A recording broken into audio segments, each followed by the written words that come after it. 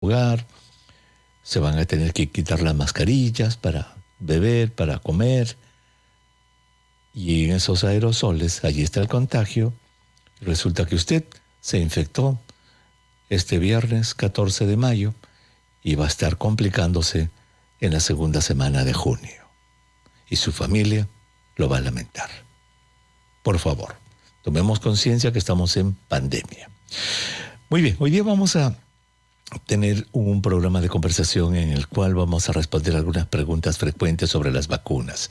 Cómo se desarrollan los intervalos de las vacunas, porque algunas son de cada 3 semanas, otras cada 4 semanas. ¿Se puede aumentar el intervalo? ¿Qué pasa si no me puedo vacunar en el momento preciso? ¿Lo puedo posponer 1 semana, 2 semanas, 6 semanas? También vamos a ver cómo es que se determinan estos intervalos. ¿De dónde sale eso? ¿Por qué algunas vacunas son de 1 sola dosis, otras de 2? ¿Qué pasa si yo me vacuno con una vacuna de una marca? ¿Me puedo vacunar otra vez con una vacuna de otra marca? Todas esas preguntas las vamos a contestar con nuestro invitado, que es doctor en inmunología. Es un doctor PhD en inmunología, el doctor Juan More Bayona, quien es docente investigador de la Universidad Nacional Mayor de San Marcos. Y está con nosotros en el Zoom y lo saludamos a la distancia. Doctor More, qué gusto de saludarlo. Doctor Huerta, un gusto siempre estar con usted. Muchísimas gracias, doctor. Así que vamos a tratar de contestar estas preguntas puntuales que son sumamente comunes que el público se hace acerca de las vacunas. La primera, ¿cómo se determina que una vacuna necesite 1 o 2 dosis? Sí, lo que se hace es principalmente hacer un seguimiento de la respuesta del individuo. Nosotros ya tenemos un conocimiento de cómo es la biología de los humanos, cómo se comportan nuestras células frente a una exposición, frente a un agente o frente a una vacuna. La respuesta, desafortunadamente, no es inmediata. La respuesta esta de producción de anticuerpos, por ejemplo, que ya conocemos, o la respuesta de nuestras células, precisamente para producir estos anticuerpos, no es inmediato. Requiere un tiempo. Se hace seguimiento a estos individuos y se ha determinado que el tiempo para alcanzar una respuesta óptima va entre 1 a 2 semanas posterior a la respuesta, a la inoculación con la vacuna. ¿Qué implica esto? Que nuestras células primero tienen que reconocer al principio activo de la vacuna, a la vacuna, luego nuestras células tienen que responder frente a esa vacuna, nuestras células tienen que multiplicarse y finalmente ejercer un efecto protectivo. Uh-huh. Esto requiere tiempo, eso no es cuestión de horas. Así funciona nuestro sistema de defensa.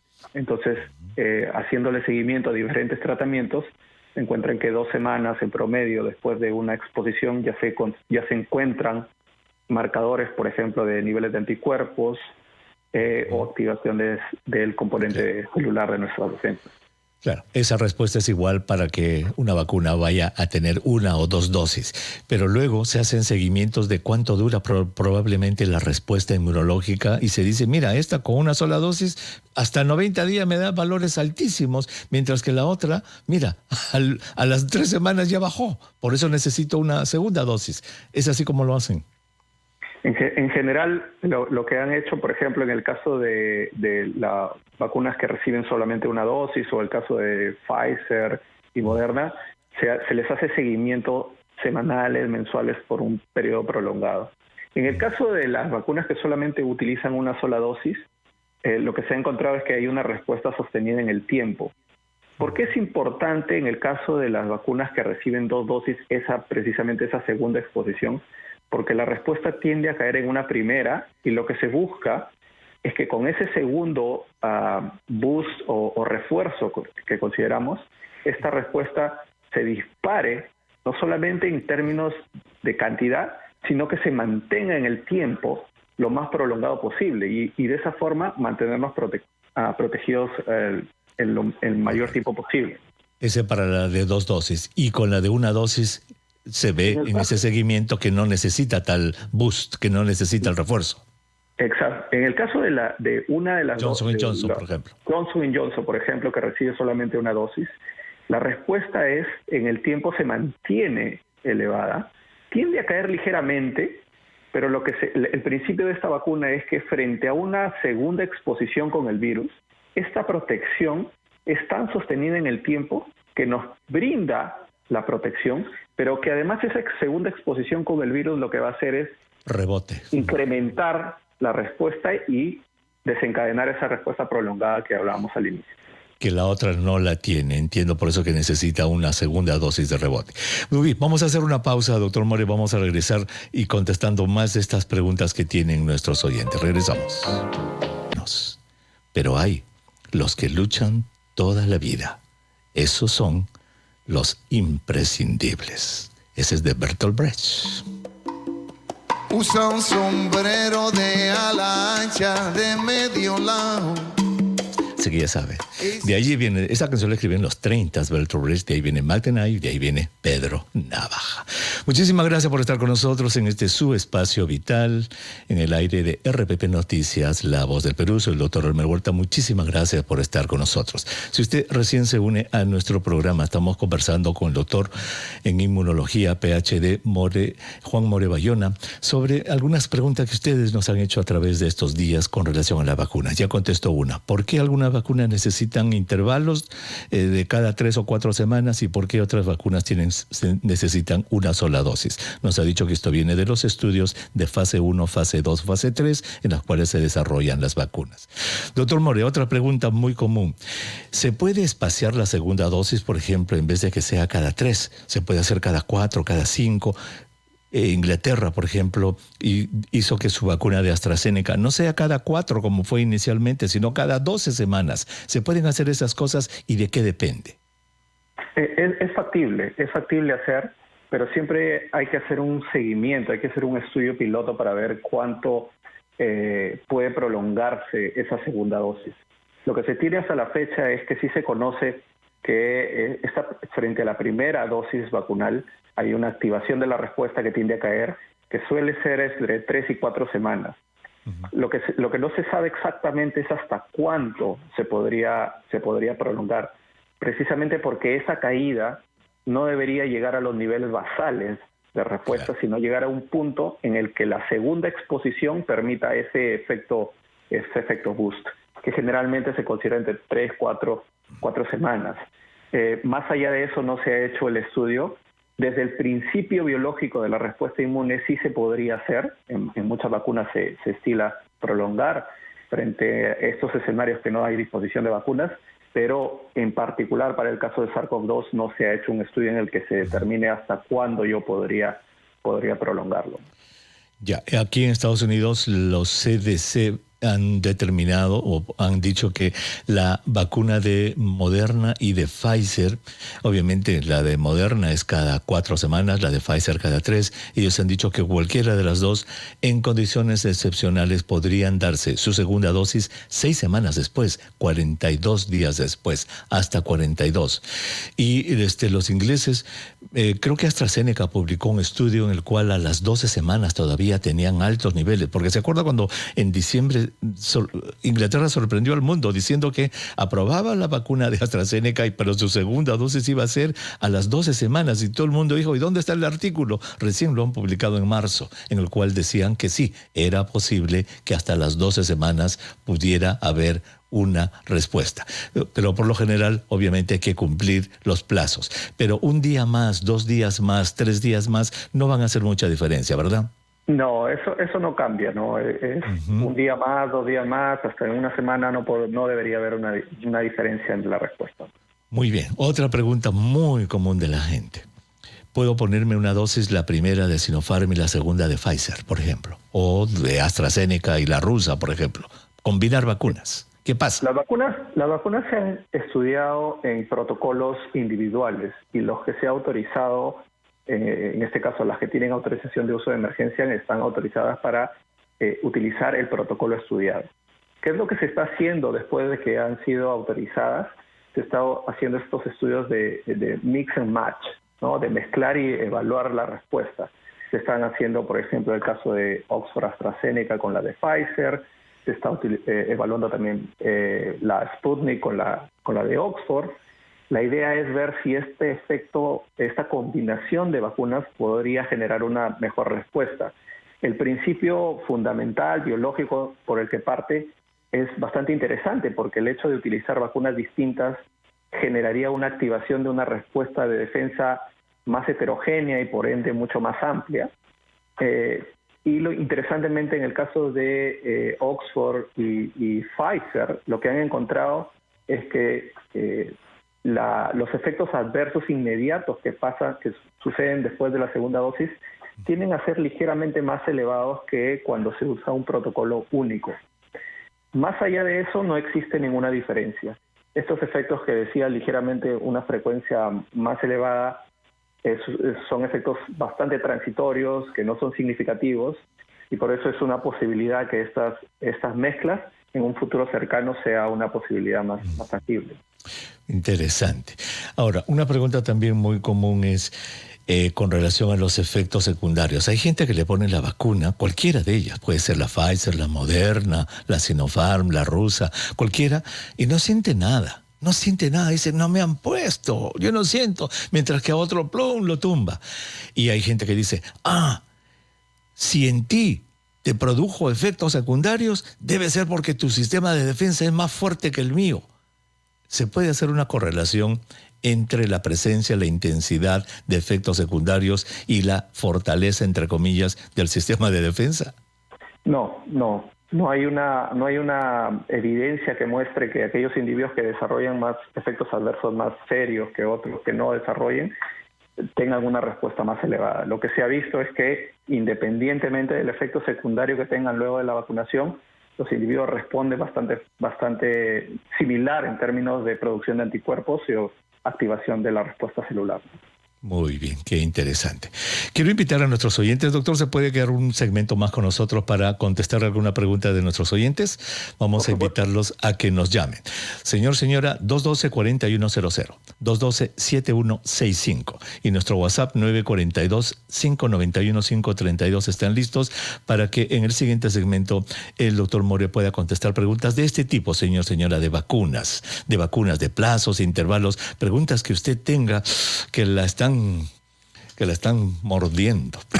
Pues acá el doctor More Bayona las va a contestar cuando regresemos inmediatamente después de la pausa. No se vayan.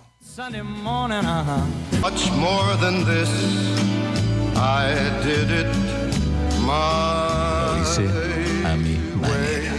Muchísimas gracias por estar con nosotros en su espacio vital, en este aire de RPP Noticias, La Voz del Perú. Gracias por estar con nosotros. Soy el doctor Elmer Huerta. Si usted recién se une a nuestro programa, estamos conversando con el doctor en inmunología comparada, el doctor Juan More Bayona. Estamos contestando preguntas sobre vacunas y nos vamos como por un tubo a Cajamarca. Allí está Carmela. Carmela, muy buenas tardes. Doctor, buenas tardes. Aprovechando la presencia del doctor More, quiero pedirle un favor. Yo soy una persona de 70 años que me fui a vacunar a un vacunatorio en Cajamarca. Nos hicieron entrar, primero nos tomaron los datos fuera de un cuarto. Después nos hicieron entrar a un cuarto que tenía una puerta de entrada y otra de salida, a la cual solamente podía entrar el paciente. Yo entré sola y mientras una señorita me tomaba datos que ya me habían tomado, otra vino a colocarme la vacuna. Cuando me estaba colocando la vacuna, la otra señorita me preguntaba, grito, tenía el número de su celular. Doctor, yo me distraje. Y le juro que no sentí nada, si me indicaron, si me pusieron, no sentí nada. Entonces tengo una duda que ya me persigue hasta cuando duermo. ¿Me habré vacunado o no? Muy bien. Y si no me hubieran vacunado, ¿yo qué puedo hacer? La segunda dosis me toca el 20 de mayo. Muy bien. Muy bien, Carmela, gracias por su pregunta. La pregunta sería entonces, ¿todas las personas son capaces de sentir algo en el momento que le colocan la vacuna? Doctor More, eso por un lado. Y si el hecho de estar distraído, porque ella estaba distraída, un poco estresada, tratando de escuchar a la señorita que le preguntaba por su celular, el estar distraído puede hacer que la sensación de dolor disminuya. Sí, puede ser, puede pasar. Sin embargo, lo que hay que tener en claro es que es una inyección con una aguja que debe ser percibido, ¿no? No sé hasta qué punto esa distracción puede hacer de que se bloquee uno y que pierda la sensación del pinchazo. Eso es bastante complicado, pero aquí lo importante es que debe haber un orden de cómo se va a administrar, y sí, en estos casos se debe permitir que la persona vaya con alguien acompañada, porque alguna persona adicional, una compañía puede brindar esa información en el momento de la inyección. No es necesario que la misma persona brinde esa información en ese momento. Correcto, eso me parece mucho misterio. A ver, toda la familia afuera, solamente el vacunado adentro, no, eso no está bien. Deberían permitir la presencia de familiares allí. Ahora, pero yo creo que sí, eso de distraer funciona muy bien. Por ejemplo, con los niños, cuando se le va a poner una inyección al niñito, se le enseña, mira esto. Ay, el chiquito se distrajo y ya se le puso la inyección. A los adultos igual, la famosa palmaditas. Hay una serie de truquitos que usan las personas que usan inyecciones y que distraen, y la distracción puede hacer que uno no perciba el dolor. Yo creo que la señora la han vacunado, doña Carmela. A mí me vacunaron y yo no sentí absolutamente nada. La agujita entró, yo no sentí absolutamente nada y yo vi, ¿no? Pero yo creo que, señora, hay que confiar. Debe usted confiar que le han puesto la vacuna, así es que vacúnese cuando le venga su segunda dosis. Vamos a La Molina, allí está Paola. Paola, buenas tardes. Hola, doctor, ¿cómo estás? Yo tengo una Bien, gracias, pregunta. Paola. Cuenta. Mire, a mi papá lo vacunaron y según él no vio el pomito, no está seguro, no se acuerda. ¿Hay algún examen que uno se pueda hacer para tener la seguridad de que ya tiene anticuerpos, o sea, de que de verdad te pusieron la vacuna o no? Excelente pregunta. Gracias, Paola, por la pregunta. Es una pregunta sumamente común, doctor More. ¿Cómo puedo hacer para saber si me vacunaron o no? ¿Qué les decimos a los oyentes? Uno de los indicadores principales que se disparan y que se producen después de una vacunación es la presencia de anticuerpos, ¿no? Ahora, esta presencia de anticuerpos siempre se da tiempo después de la administración de la vacuna, como explicaba al inicio. Entonces se requiere un tiempo prudente como para determinar niveles detectables de anticuerpos en un individuo vacunado. ¿Cuánto es ese tiempo? Los ensayos clínicos han mostrado que a partir de 2 semanas después de la segunda dosis, en aquellos protocolos que tienen 2 dosis de vacuna, es donde se puede ya detectar los anticuerpos neutralizantes. En el caso de una sola dosis, 3 a 4 semanas después de la dosis, donde se encuentran estos niveles altos, y en ese momento se debería hacer la prueba. Ahora, habiendo dicho eso, también es importante considerar que existen pruebas y pruebas también. Existen algunas pruebas que no tienen esa capacidad de detectar los niveles de anticuerpos que uno esperaría encontrar. A eso se le atribuye la sensibilidad de la prueba. La prueba no es tan sensible para detectarla y puede arrojar un falso negativo, es decir, un resultado negativo, no porque no haya producción de anticuerpos en el individuo, no porque el individuo no tenga anticuerpos, sino porque la misma prueba no la puede detectar. Es poco sensible. Entonces, en este caso, y lo que se han hecho en los ensayos clínicos, por ejemplo, se utilizan pruebas mucho más específicas, más sensibles, como las pruebas de virus neutralización, que son pruebas que sí permiten no solamente estimar la cantidad, la presencia o ausencia, sino cuantificarla, es decir, cuánto de niveles tengo, ¿no? Eso son pruebas mucho más precisas. Pero esas no son de uso diario, no son de uso comercial, son de uso de investigación. Exacto. Son pruebas que se usan para ensayos clínicos. Hay algunos ensayos un poco más elaborados, tipo ELISA, que ahora últimamente son un poco más precisas, pero definitivamente en este rubro no podríamos considerar esas pruebas rápidas, ¿no? Las pruebas de Exacto. Entonces, en resumen, no hay, digamos, no está estandarizado, eso no es posible usar esas pruebas, o sea, no valen la pena hacerla, ¿eso es lo que nos quiere decir? Exacto, porque dentro de un ensayo clínico sí se puede ver un parámetro en cuanto a, porque se restringen los individuos que participan, hay criterios para incluir a los individuos, pero si yo quiero ir a hacerme una prueba a un laboratorio de forma independiente, hay que ser, no es muy fácil hacer la interpretación de la presencia o de la ausencia de los anticuerpos en el individuo. Exactamente, eso no está estandarizado. Entonces, a Paola y a todos los que se preguntan esto, lamentablemente, eso que ofrecen comercialmente, porque hay hasta anuncios de televisión y todo, venga a hacerse la prueba, que yo le hago la prueba para saber si la vacunaron, ¿sería eso un engañamuchachos entonces? Sin duda, porque en realidad hay que tener cierto criterio para interpretar los resultados, saber cuál es el criterio del individuo, cuál es la característica del individuo, cuánto tiempo ha pasado. Existen muchos criterios que esto sí se puede utilizar en los ensayos clínicos, pero no tanto en un tratamiento comercial, con una prueba independiente, ¿no? Es un poco más complicado hacer esa interpretación. Perfecto. Muy bien, gracias, doctor. Mire, tenemos 30 segundos y le voy a leer rapidito esta pregunta para una respuesta muy corta. Dice, yo vivo en el Canadá, me llamo Lorena, la primera dosis de Pfizer me la han puesto el 19 de abril, el mes pasado, pero me han programado la segunda dosis el 9 de agosto. Wow, desde abril hasta agosto. La pregunta es, ¿tendrá la misma efectividad? He escuchado que la segunda dosis causa mayores efectos secundarios. Mire, en Canadá, desde abril hasta agosto. ¿Qué le dice? Sí, sin duda ellos deben tener data en cuanto a tiempo. Como le explicaba al inicio, en cuanto a la biología de la respuesta, hay un concepto fundamental que debemos entender, que la vacunación lo que busca es desarrollar este tipo de células que las llamamos células de memoria. Esas células de memoria son las fundamentales que van a determinar nuestra protección a largo plazo. Lo que se ha encontrado es que estas células pueden mantenerse años en nuestro cuerpo después de la exposición. Toda la vida a veces, sí, exacto. Incluso para algunas enfermedades, para toda la vida.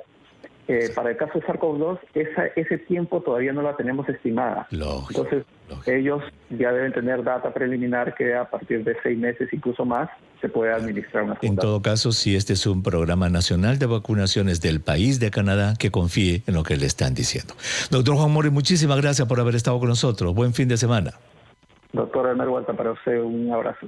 Muchas gracias. Muchísimas gracias. El doctor Juan More Bayona, docente investigador de la Universidad Nacional Mayor de San Marcos y doctor en inmunología comparada, estuvo con nosotros. Nosotros regresamos, señor y señora, hoy día tenemos viernes musical. ¿Qué le parece? Música y medicina. Vamos a escuchar la historia de Bob Marley cuando regresemos. ¿Se acuerda del reggae? Es una historia médica sumamente aleccionadora. Regresamos.